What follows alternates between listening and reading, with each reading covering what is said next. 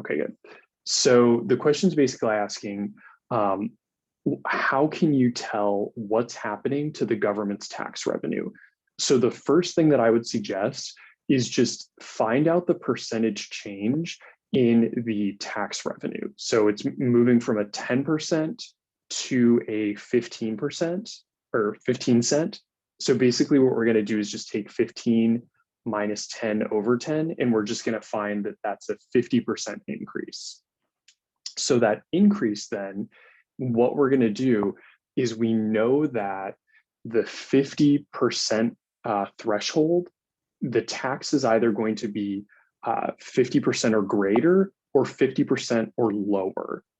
And so because we know that there was already a tax here before, what we can kind of, when we think through this, we can think that because there was a tax before, we can try to think that this question is asking about the Laffer curve.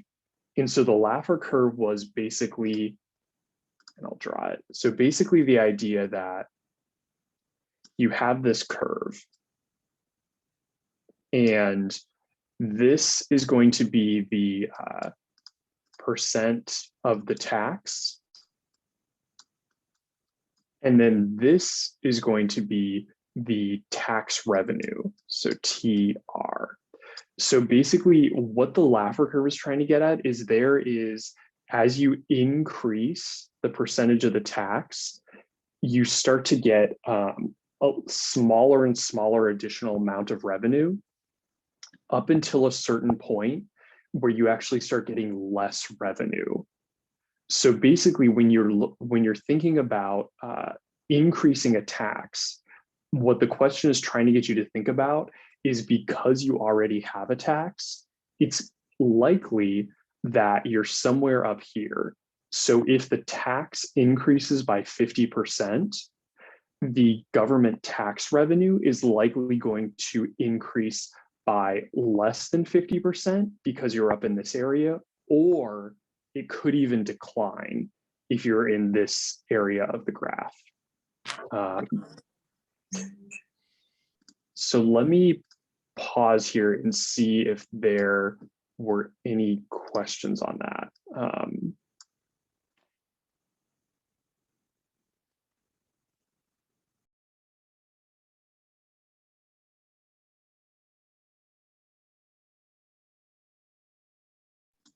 Okay, so yeah, so that's a really good question. So how do you know where the original tax amount stands on the graph? So when the question says that there is already a tax, you can usually assume that you're somewhere up here. So kind of where the curve is flat. So that's generally kind of a good frame of assumption that if there is already a tax, you're in kind of this area where there's not going to be a significant amount of new revenue generated by the tax. Yeah, and the only time you can really assume that there's going to be a one-to-one ratio between the percentage of the tax increase and the amount of government revenue is if you're basically going from like 0 to some amount up here. But even in that case, that's usually not the case. It could be, but it's usually not. Okay, so let me, the beginning of the question actually even matter, where it says peanut butter has an upward sloping supply curve and a downward sloping demand curve. Does that matter to the actual problem? Kind of, not really. I think they're kind of adding that to confuse you, because basically all that's saying is that demand and supply are normal, and you don't have like a weird demand and supply curve. Okay, so what mattered is if a 10%, 10 cent per pound tax Yeah, is increased to 15 cents, blah, blah, blah. That's the only part that really counts. yes, yeah, this is kind of the key part right here, yeah. Okay, so why is D the answer and not like the rest?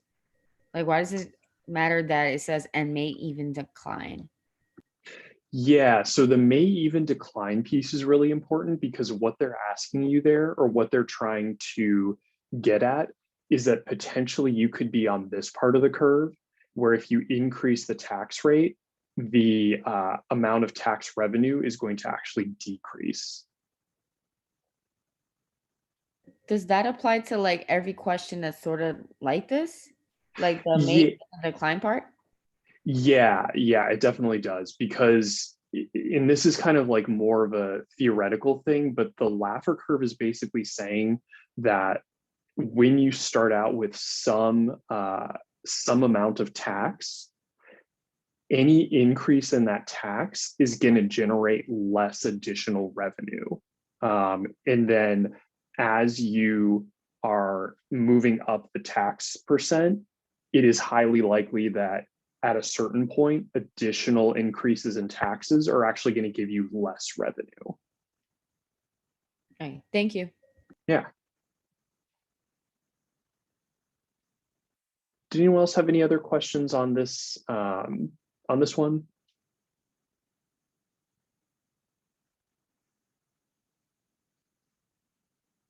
Okay. Let me erase that so it's not following.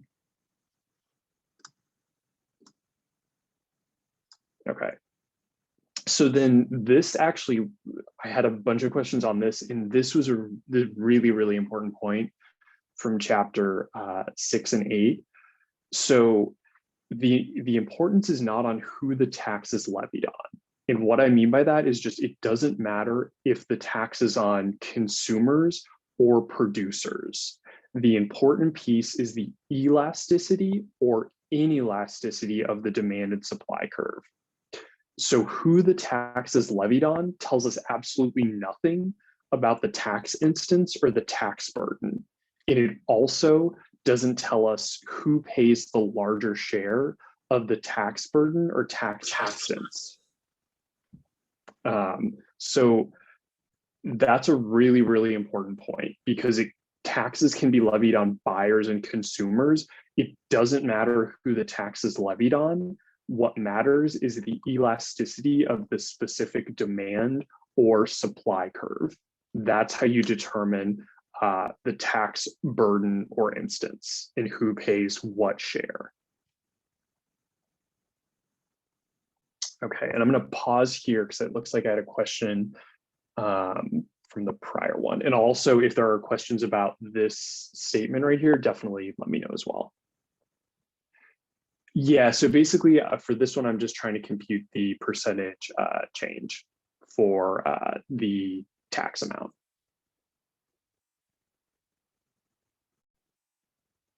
And it's similar to how we compute percentage change for like the elasticity of demand and supply. So like the new amount, old amount divided by the old amount.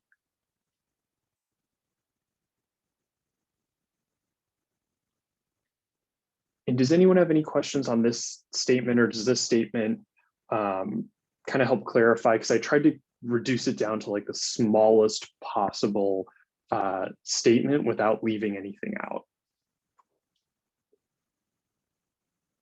So you're basically saying it doesn't matter who actually gets the tax.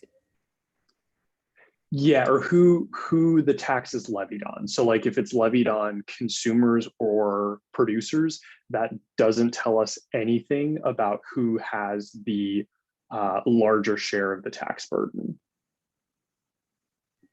Thank you. Yeah.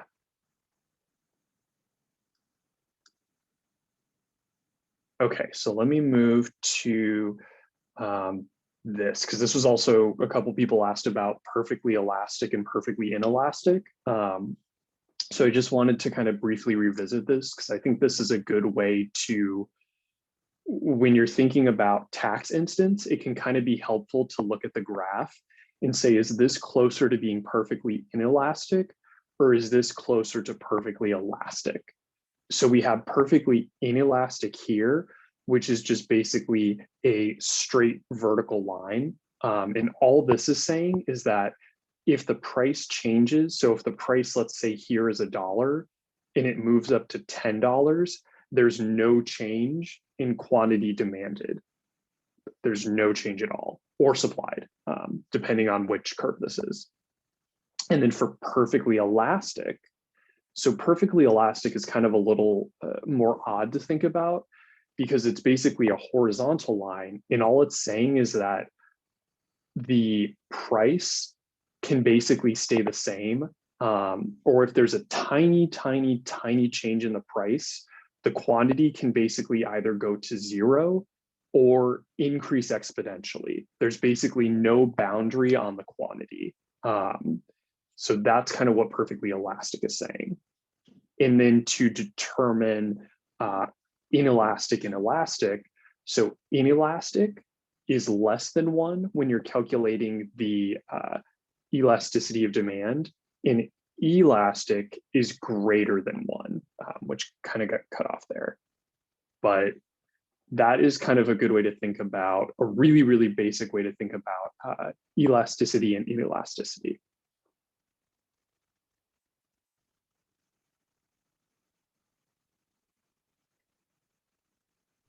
So elastic is greater than one? Yes, yeah. And if something is just, if it's at one, is that considered elastic or inelastic? If it is one, it is unit elastic. And basically that's just saying that it is linear. So like kind of a straight or parallel line. Okay, thank you. Yeah. Do anyone else have any other questions on this one before I moved on?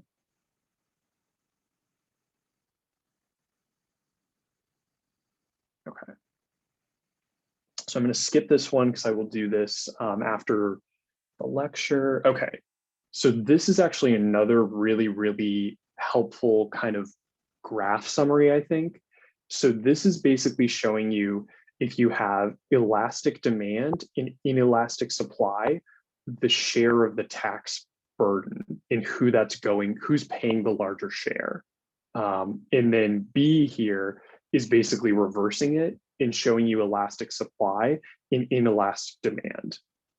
So we can see when things are inelastic, that that side pays more of the tax. So inelastic supply, producers are shouldering a larger chunk of the tax instance or burden. And then for inelastic demand, the reverse is true, where consumers are shouldering a larger chunk.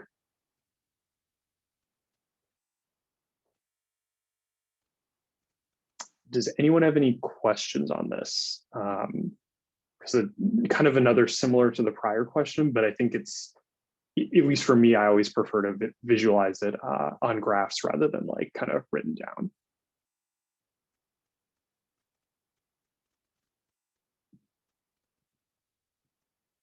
Okay. So then I also just basically write down here. Okay, and then also there were quite a few questions on consumer and producer surplus. And so I actually just took one of the examples that I had done for one of the previous classes. So this is consumer and producer surplus before tax. So you'll note that consumer surplus here is the triangle that touches the demand curve, which the demand curve being right here. And producer surplus is the triangle right here, or the green triangle, which is touching the supply curve. And so to figure out consumer surplus, what you do is you just take the point that the demand curve touches the price axis and then subtract that from the equilibrium price and then multiply it by the equilibrium quantity. And then you do the same thing for producer surplus as well, except the 50 comes from where the supply curve touches the price axis. Does anyone have any questions on consumer or producer surplus without tax?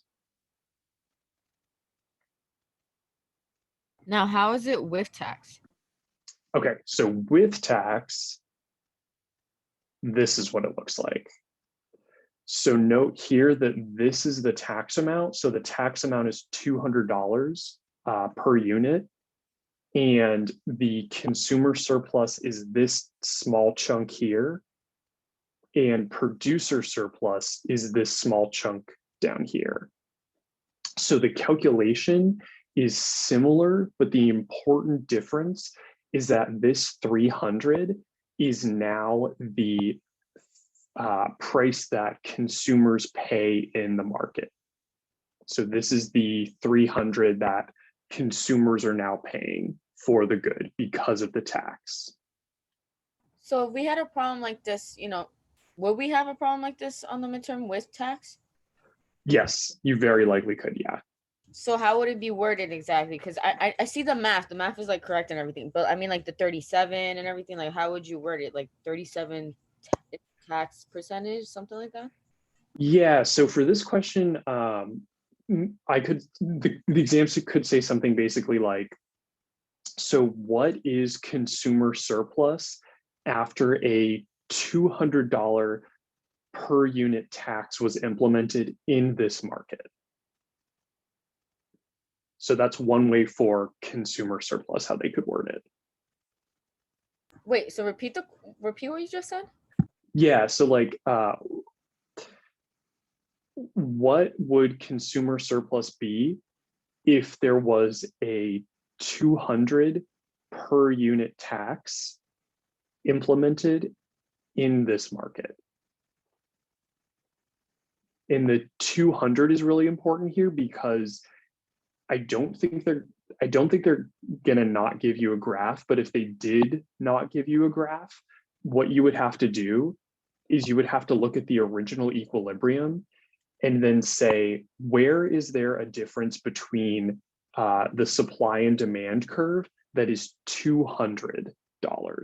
And that is where then you would go all the way down and find the new quantity, which would be here after tax. And the answer would be 37? For consumer surplus, it would be 1,850. Okay. And the new quantity, yeah, the new quantity would be 37 after tax.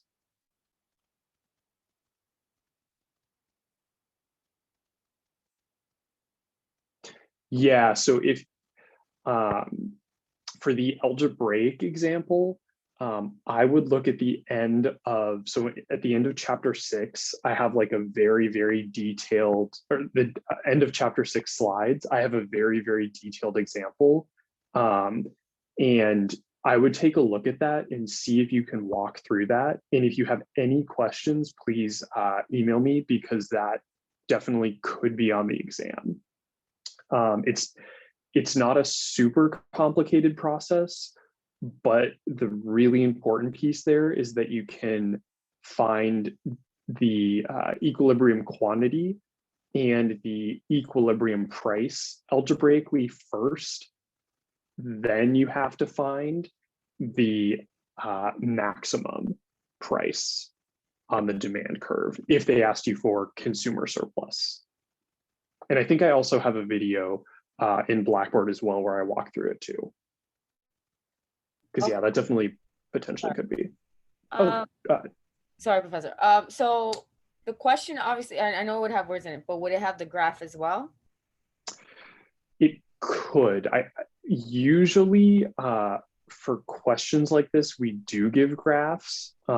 If we didn't, though, it would be very specific with the numbers. So like they would give you the maximum price and the minimum price. They wouldn't just expect you to like puzzle that out unless it was an algebraic example. Okay. I'm still kind of lost. Okay, so let's say, you know how you worded that question? What if it were 300 instead of 200? Yeah, for the tax amount. Uh-huh. Would it be the same or no? It would definitely be different. And I'm not sure there's a perfect point on here where that would be, because basically you would want to do something like here, maybe, because basically what you want to figure out is where the difference between the demand and the supply curve price is 300. So if you did it right here, actually, let me draw so you can see it. So like if we did here, for example, and then came down to this point.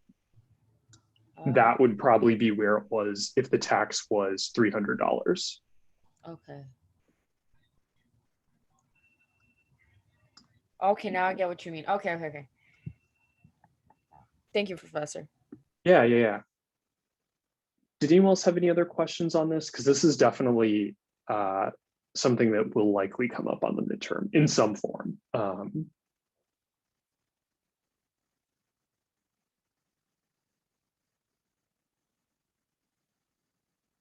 Okay.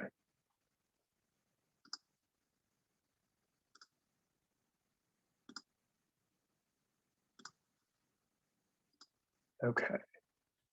And so just to kind of close that loop, if we're figuring out tax revenue and deadweight loss, the process that we have to go through is for tax, we're basically looking at this kind of rectangle right here. And so we have to calculate the area of this rectangle, which we just need the length and width of.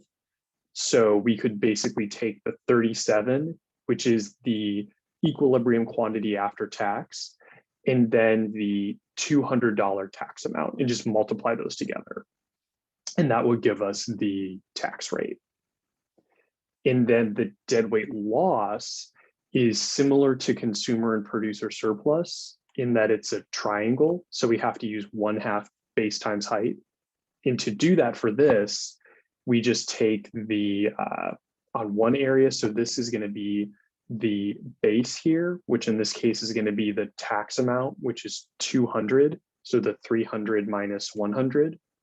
And then for the quantity amount, what we need to do is take the old quantity and subtract the after tax quantity to see what quantity is no longer sold in the market. And when we do that and then multiply it by 1/2, that is what we get. So think of it kind of the deadweight loss triangle as just the consumer and producer surplus triangle, but just kind of slightly tilted a little bit. It's the same process, but just slightly reversed.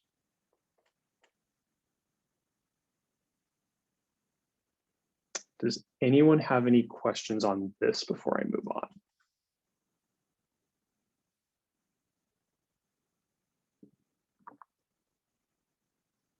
Okay. And I think, let me see.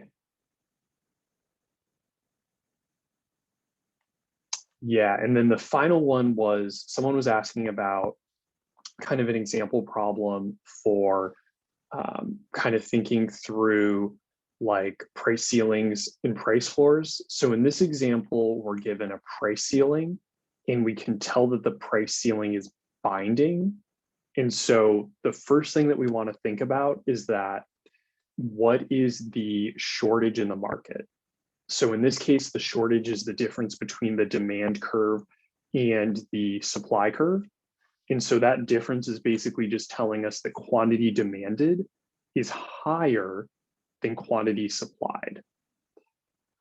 And so that difference here is 2,000 units of a good. And then the one piece that I kind of wanted to point out here is what happens if the government removes a binding price ceiling, is that price is going to rise and quantity supplied is going to rise back up to the equilibrium price in quantity.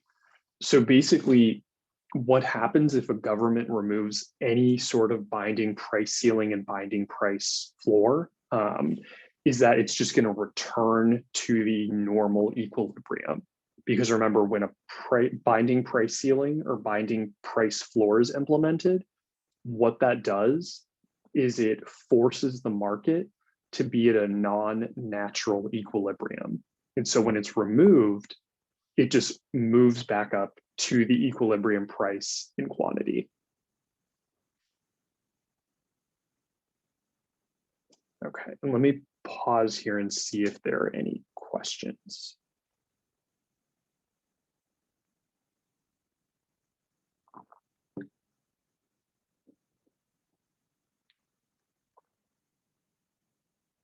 Okay, so I'm going to start now on chapter 3 and 9.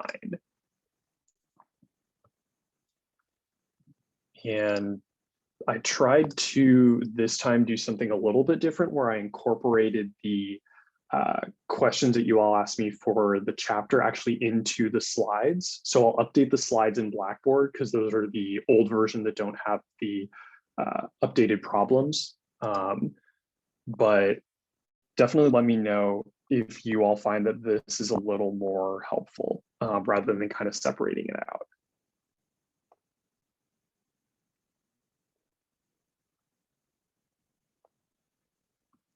Okay, so for chapter 3 and 9, what we're talking about is we're basically trying to understand international trade. So if we're thinking about international trade, it's kind of useful to actually take a look at this graph, which looks super complicated, but actually is not that complicated. So all this graph is basically saying is that the price in the domestic market, which in this case is right here. So that is the original price in the domestic market. And that looks similar to kind of the normal demand and supply we've seen.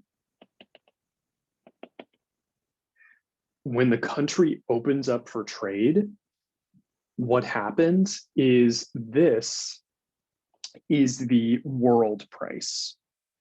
So note that the world price is lower than the domestic price. And so what that means is that this country, whichever country this is going to import goods because the world price, the price in the world, is lower than the price in that specific country. And then what the final line shows is what happens if the country implements a tariff.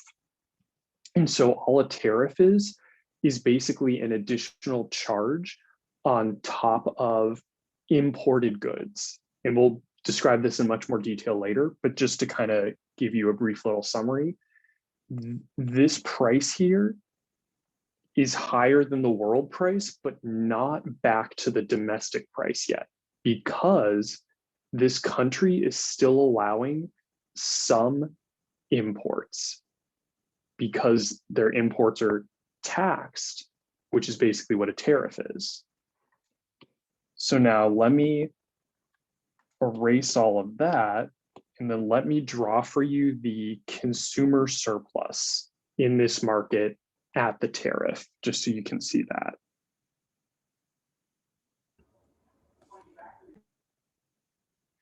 So this is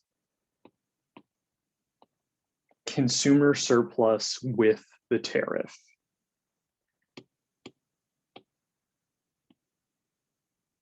And that is producer surplus. Let me actually, with the tariff. So notice that the gain here, and this is kind of the whole point of the international trade chapter or chapters, is that trade allows countries to gain additional surplus that is greater than what they could have done domestically. And graphically, you can see that because it is this chunk right here. Because this is something that the country would not have been able to gain otherwise. But because it is trading, the country can gain that chunk because it's technically something that in the domestic market, there's no way for the country to gain that surplus. It's not possible. I'll write that here.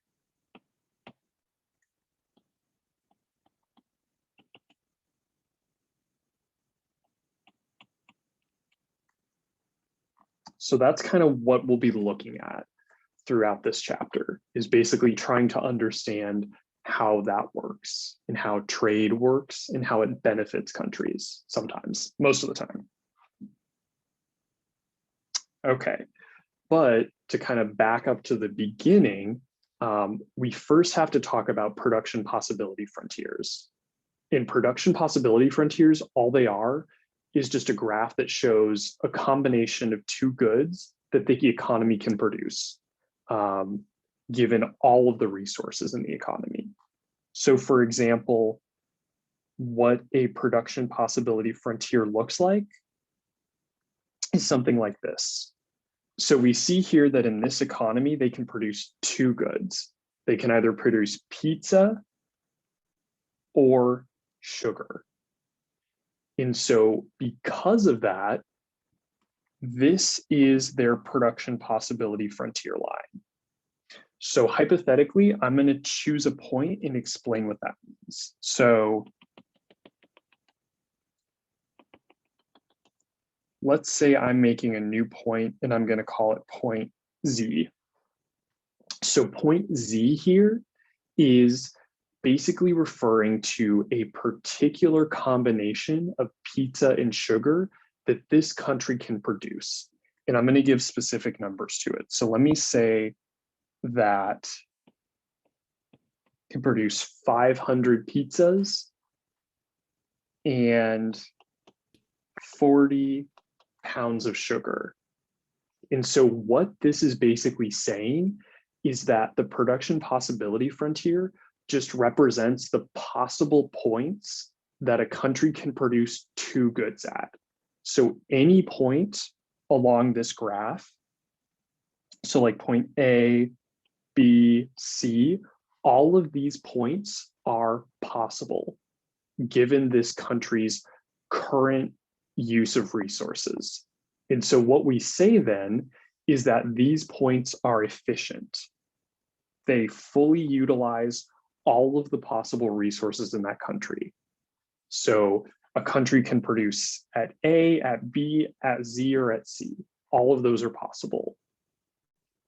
But some points, like point D here, the country could produce at that point, but it's not efficient.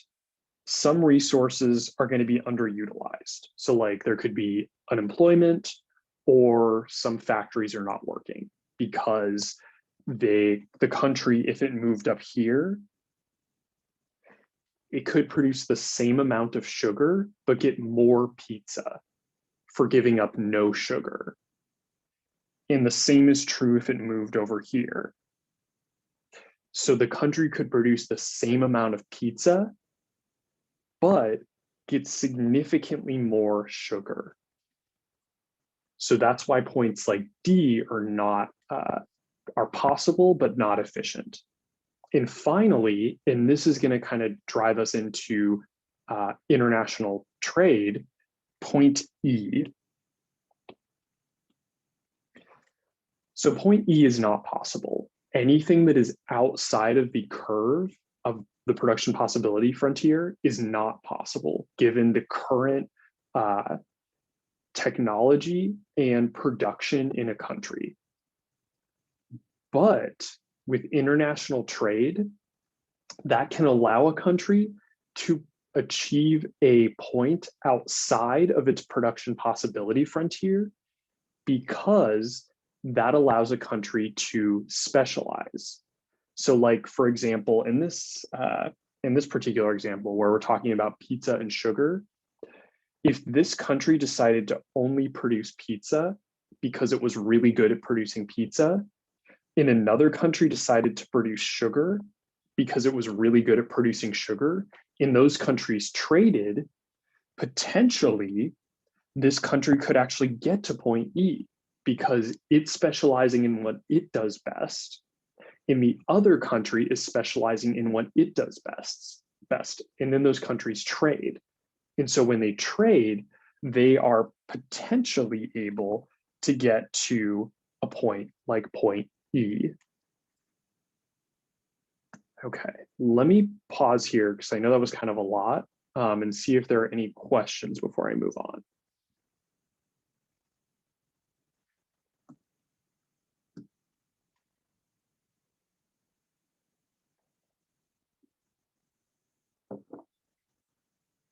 Okay.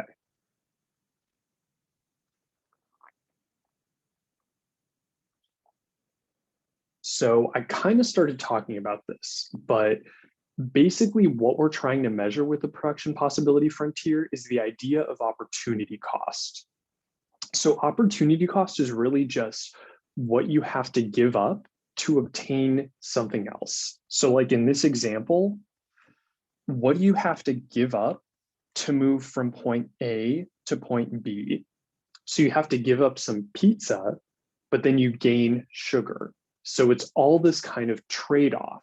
In opportunity costs are going to tell us what that specific trade-off is.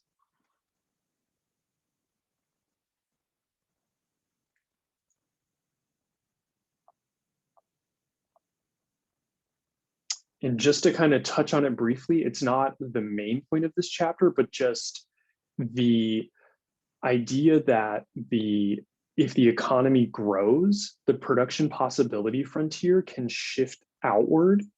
And the reason for that is basically when the economy grows, it is able to produce more goods. And so that causes the production possibility frontier to shift outward. So it can get more wheat in more computers with those, with the additional resources or the improvement in technology.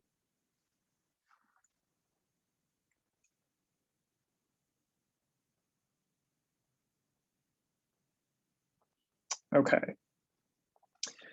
So I think one of the things that I found kind of can be the most challenging is just working through opportunity costs. So like, how does that work to come up with an opportunity cost and calculate that?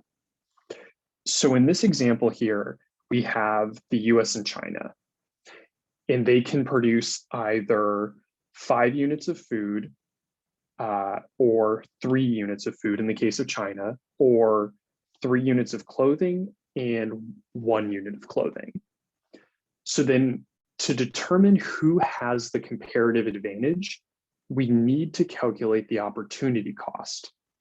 Because what we can see here is that the US has an absolute advantage in the production of both goods. And all we're saying there is that the US can produce more than China in both categories. So to determine comparative advantage, we have to actually calculate opportunity cost. And I'll kind of get into more detail on absolute and comparative advantage later. So notice to calculate opportunity cost, what we do here is we take, for example, for food, we take clothing over food, and that's how we get the opportunity cost for food. And then for clothing, we just do the opposite. We take food, the amount of food that can be produced, and the amount of clothing that can be produced, and just take that over one another. And we do the same thing for China. So that's just how we compute the opportunity costs, is just take the first object over the second object, and then just compute that to see what the opportunity cost is. So then in this example, when we're thinking about opportunity costs, we think about opportunity costs as being whichever country has the lower opportunity costs in that specific good, that country is going to specialize in that good. So for example, we can see that China has the lower opportunity cost in food production. So China is going to specialize in food production, whereas the US has a lower opportunity cost in clothing production. So the US is going to specialize in clothing production.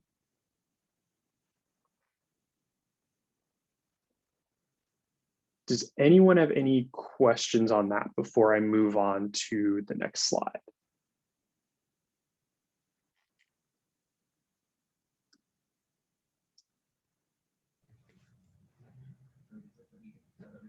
I'm sorry, I might have misheard what you said earlier, but I thought it's supposed to be like the lower opportunity cost for both of them, or like. So it is the lowest opportunity cost in that particular category.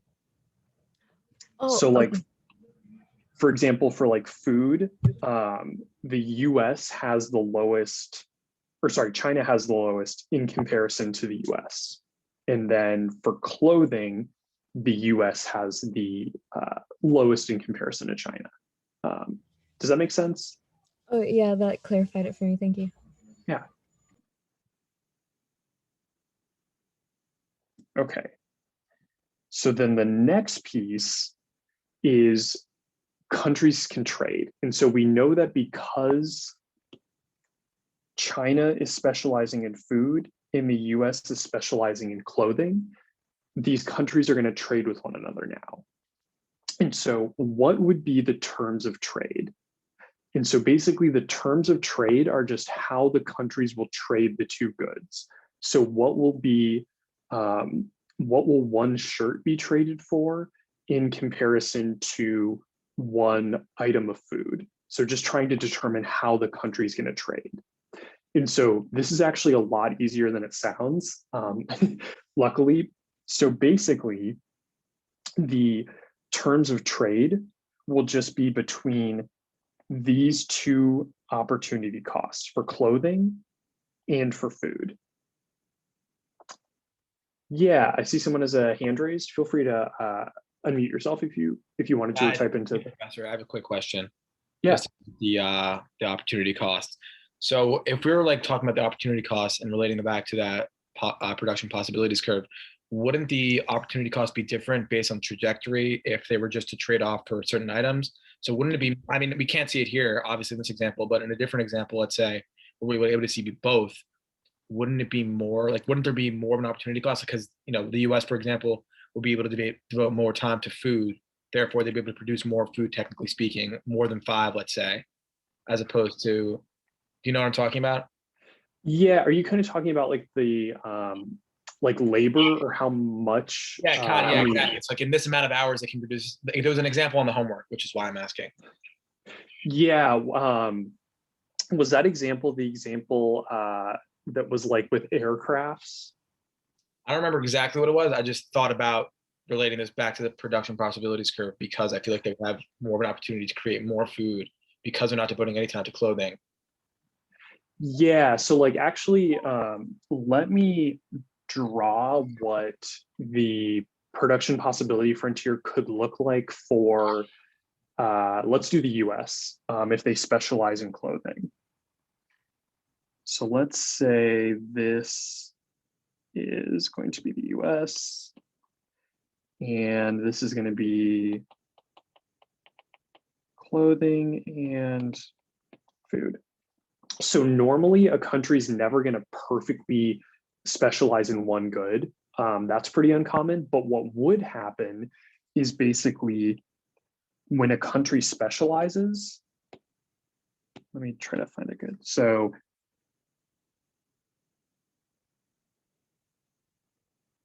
that would be what it looks like. So their production possibility frontier now has moved up because they're specializing in clothing. But they haven't specialized in food. So basically they can produce more clothing because they're devoting, like you said, more hours to producing clothing. But for food, their food actually isn't decreasing because they're going to be trading, in this case with China, for food. So they're actually going to get more clothing and potentially more food because of specialization and because they're devoting more hours to producing clothing.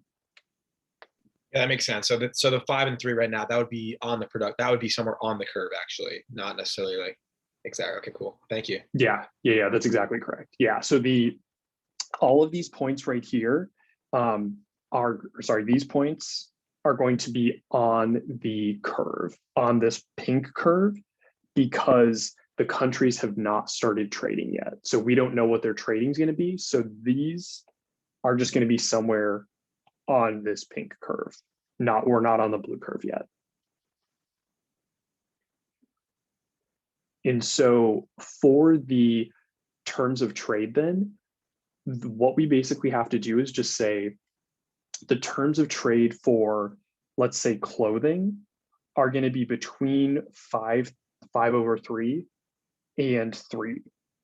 And then the terms of trade for food are going to be between 1/3 and 3/5. And so what a question could ask you on an exam is they will basically give you a bunch of different like points. So they could say, for example, let's say clothing is going to be 1/3. So that's going to be clothing. And then let's say food will be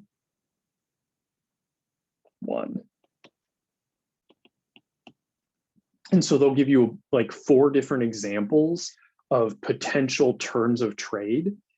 And then you just have to look at these and see if they are between these 2 numbers. So in this case, we know this could not be correct because food is too high. There's no scenario where food is going to be, where 1 unit of food is going to be traded for 1/3 unit of clothing. That's not going to be beneficial to either country. So we can say that this is not possible. And then that's basically what you would have to do on an exam. You'd be given 4 different kind of points of comparison, and then you would just have to go through them and say, this is not possible, this is not possible, this is not possible, and then find the one that is possible, or the one that's between either 5/3 and 3 for clothing, or 3/5 and 1/3 for food. And let me pause here again really quickly just to see if there are any questions before I move on.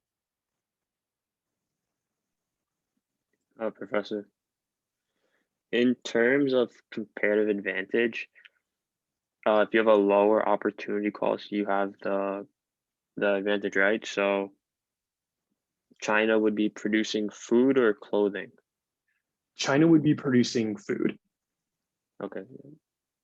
Yeah, so yeah, that's exactly correct though. You could say that China has a comparative advantage in food, and the US has a comparative advantage in clothing production. Yeah, that's exactly correct. And what's interesting actually, and this is also very likely that this could be on an exam, is that notice in the original production area, the US had an absolute advantage in both food and clothing.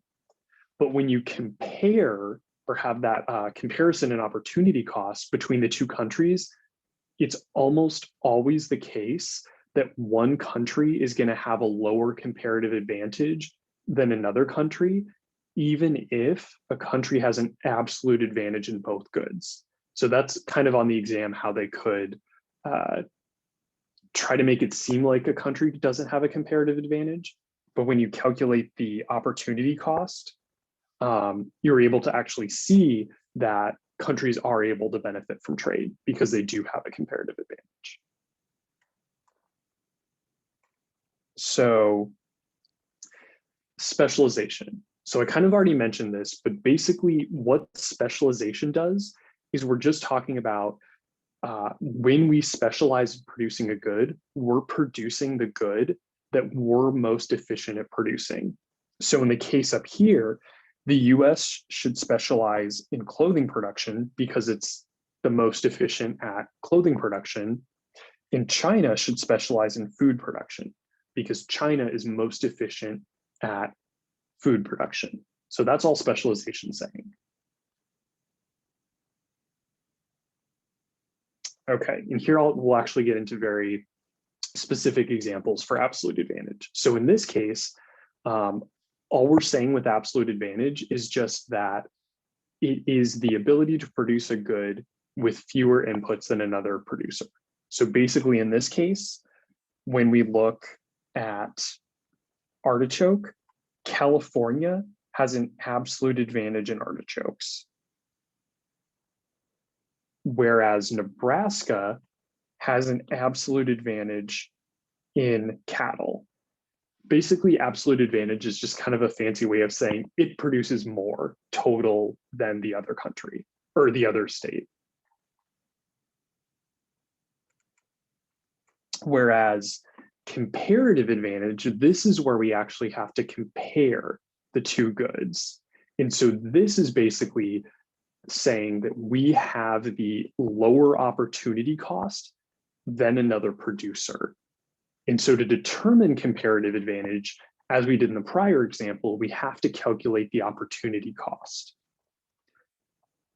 So let's take a look at this specific example. So in this example, we're actually looking at this right here. So we're looking at the ability to produce either corn or rye. And we have two individuals, Lorenzo and Nia. And so both of those individuals are producing corn and rye. So for absolute advantage,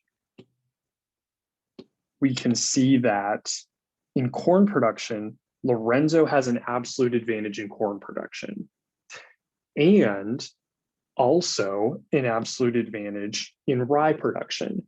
So Lorenzo can produce both goods more than Nia. But to calculate the opportunity cost, what we have to do is look at the comparative advantage or the trade-off. And so basically that's what I've done here with each individual good. So for example, the first one, we're looking at Lorenzo's opportunity cost of producing 1 bushel of rye is 5 bushels of corn. And so we just get that by taking the 40 bushels of corn over 8 bushels of rye, which we did from down here. And then if we're comparing that to Nia's cost, what we can do is just say Nia's opportunity cost of producing 1 bushel of rye is 4 bushels of corn, or in this case, 28 bushels of corn over 7 bushels of rye. And so then we just do that for the next example, which is just Lorenzo's opportunity cost of producing 1 bushel of corn is 1/5 bushel of rye, just 80 over 40. So notice the process is exactly the same when we're working through this example as well, exactly the same as we previously did. And so then when we're looking at comparative advantage, what we need to determine is who has the lower opportunity cost. And so in this case, we can actually see that, once again, similar to the prior one, even though one individual is able to or has an absolute advantage in both goods, when we have a comparison between the two using opportunity costs, we can actually see that one individual has a comparative advantage in one good and another has a comparative advantage in another good. So in this case, we can see that the lower opportunity cost is going to be, or actually, let me see, if anyone thinks they know, feel free to pop into the chat. Who has the lower opportunity cost for each good? If you want to, no pressure. But if you think you know, feel free to pop it into the chat.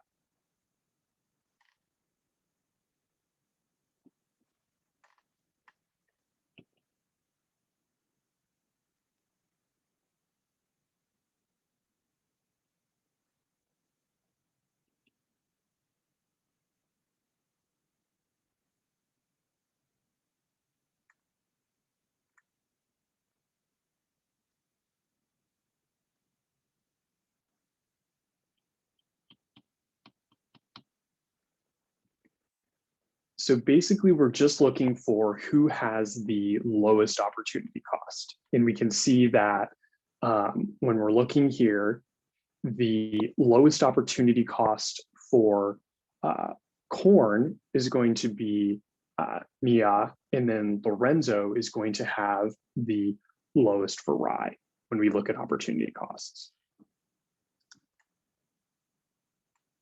Okay, so this was actually the question that I was talking about from the chapter 3 pre-lecture quiz, I think, that I actually had 4 or 5 people ask about this specific question.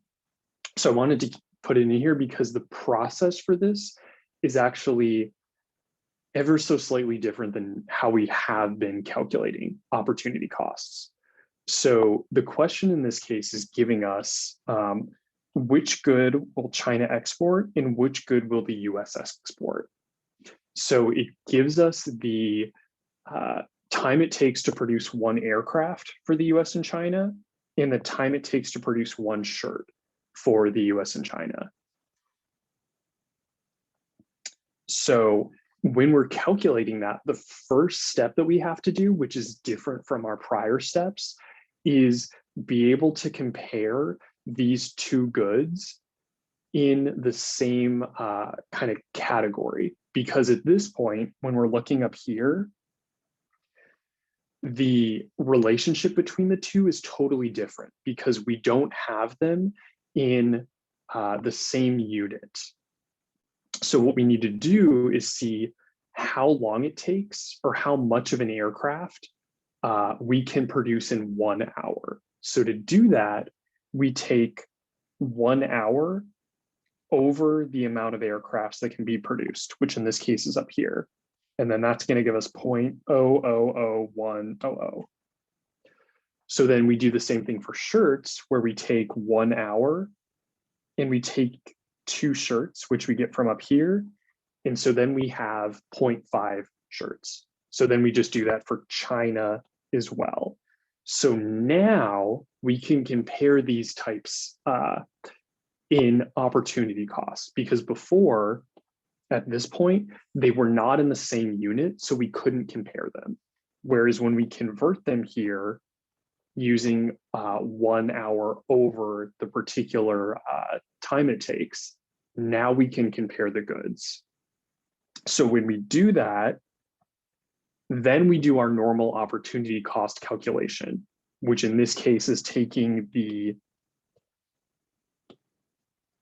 0.50 shirts, which we get from here, over the aircraft production. And then that's how we get the comparison that we can use to determine who should specialize in what. And so notice here, it's actually different than it was originally, because in this example, the lower is actually China. Whereas when we compare them appropriately using the 1 hour benchmark, we see that the United States actually should specialize in aircrafts, and China should specialize in shirts. Okay, let me pause here and see if there are any questions.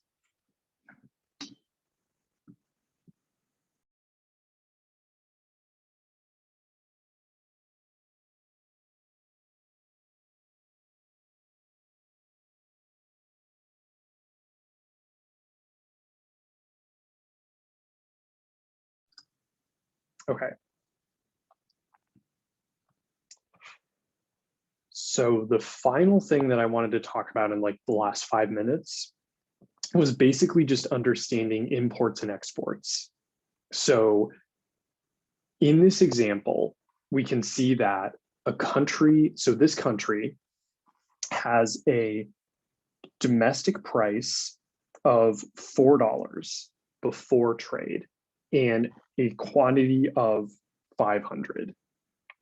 So then if I told you that the world price in this example was $6, then that means that the country is domestically going to produce 750 units of soybeans, but they only consume 300 units of soybeans domestically. So then that difference between the demand and supply curve, or this chunk right here, is going to be exported to other countries because the domestic equilibrium price is lower than the world price.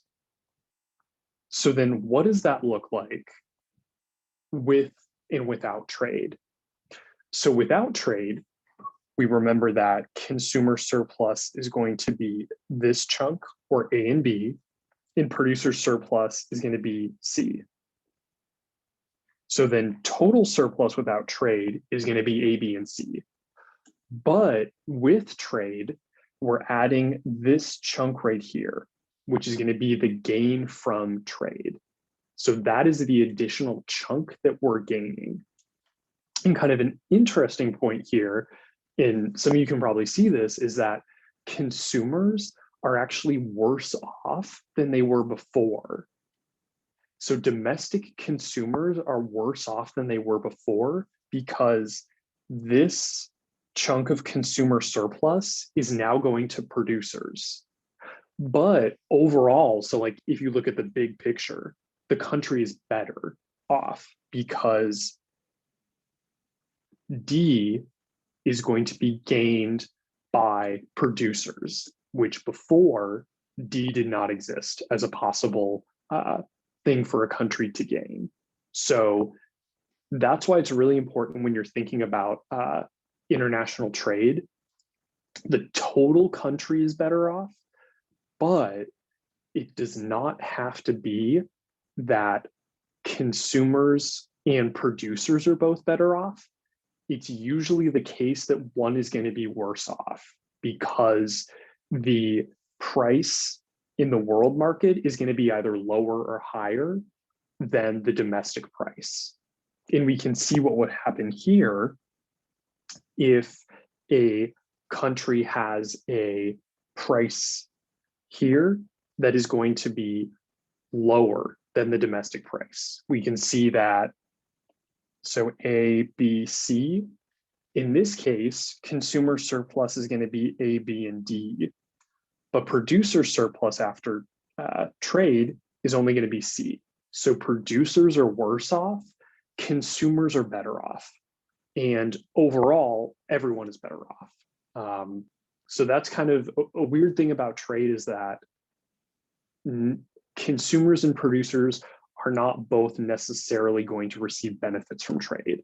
Everyone total, we're going to receive benefits, but individually, not so much.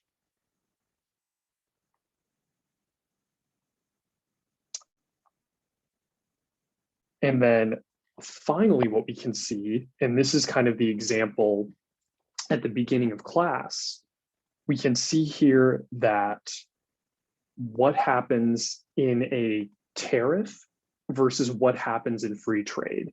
So free trade, you can see that consumer surplus is going to be, so A, B, C, D, E, and F. So this is consumer surplus under free trade. This is producer surplus. But with a tariff, which basically is just going to increase the price that the domestic market has, consumer surplus is going to be A and B, producer surplus is going to be C and G, E is going to be government tariff revenue, and D and F are going to be deadweight loss. Okay. And let me stop here so I don't run over time. I know we did not fully finish chapter 3 and 9 today. There's one little piece remaining that I highly suggest you take a look at, which is import quotas. It's not super complicated. It's just the way that it works is different than a tariff. So if you have any questions on that, please feel free to email me. And then also, I recommend taking a look at the example here with trade, because I walk through all of kind of the calculation processes, but make sure you can understand that and work through it. And then I will also post this version of the lecture slides to Blackboard after class. So have a great rest of your week, and feel free to let me know if you have any questions. Cheers. Thank you.